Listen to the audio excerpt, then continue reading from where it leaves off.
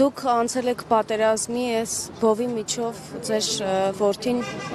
անհետ կորել է։ Մենք հիմա տեսնում ենք, որ չնայած իշխանությունները իրենք բարբերաբար խոսում են հիբրիդային պատերազմի վերաբերյալ, բայց Ոչ թե անհետ, այ անհայտ է ուղղակի այս պահին։ Ինքը անհետ չի։ Մենք գիտենք որտեղ է, ինքը ուղղակի այս պահին անհայտ է։ Եկեք տարբերակենք անհայտն ու անհետը։ Անհետը այսինքն որ հետք չի մնացել չենք ճարում, բայց մեր երեխաները ողջ են, անհայտ են, ուղղակի անհայտ։ կարծում եք Բաքվի բանտում են։ Միանշանակ այո։ Ոչ միայն ես, շատ ծնողներ հետաքրքրվում ենք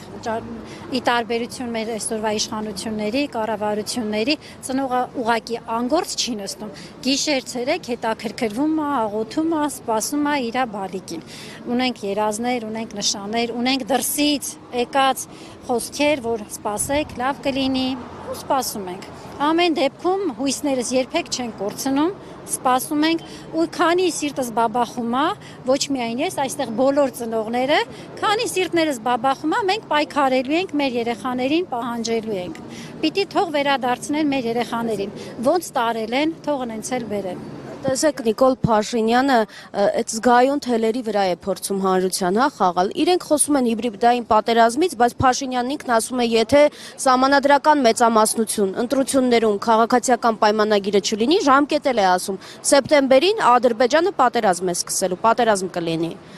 Այս առումով ինչ կարող եք ասել, հա։ Փաստորեն այս հարցով Ալիևին հավասար մեզ սպառնում են, նույնիսկ երբեմն արդեն Ալիևից շատ։ Ցավոք անգամ ես մտածում եմ, այսինքն ուղղությունա ցույց տալիս թշնամուն, հա։ Այդի չեմ կարում հասկանամ, թե մտածում է կամ ինքը կամ էլ իրանից են կողմ մարդ չկա,